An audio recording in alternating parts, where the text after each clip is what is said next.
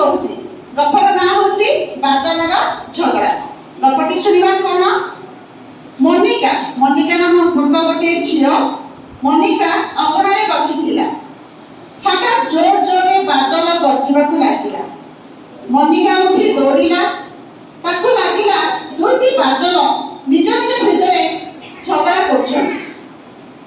ଜଣେ ଅନ୍ୟ ଜଣଙ୍କ ଉପରେ ଚିଲ୍ଲାଉଛି, ଯେମିତି ସେ ଆଉ ତା ଭାଇ ଘରେ ଝଗଡ଼ା କରନ୍ତି ଆଉ ଚିଲ୍ଲାନ୍ତି। ତ ଏଠି କ'ଣ, ଯେହେତୁ ବାଦଲ ଗର୍ଜିବାକୁ ଲାଗିଛି, ବାଦଲ ଗୁଡ଼ାକ ଗର୍ଜିବା ଫଳରେ ମନିକାର ମନରେ ଏଇ ପ୍ରଶ୍ନ ଉଠୁଛି ଯେ ବାଦଲ ମାନେ ପରସ୍ପର ମଧ୍ୟରେ ଝଗଡ଼ା କରୁଛନ୍ତି ଆଉ ପରସ୍ପରକୁ ଚିଲ୍ଲାଉଛନ୍ତି। ସେଥିପାଇଁ ଏଇ ବାଦଲ ମାନେ ଗର୍ଜୁଛନ୍ତି। ଯେମିତିକି ମନିକା ଆଉ ତାର ଭାଇ ଦୁଇ ଜଣ ଘରେ ଯେମିତି ଝଗଡ଼ା କରନ୍ତି ଚିଲ୍ଲାନ୍ତି, ସେମିତି ବାଦଲ ଗୁଡ଼ିକ ମଧ୍ୟ ଝଗଡ଼ା କରୁଛନ୍ତି ବୋଲି ମନିକା ଭାବିଲା। ତାପରେ ଠିକ୍ ସେତିକି ବେଳେ ବର୍ଷା ମଧ୍ୟ ହେବାକୁ ଲାଗିଲା।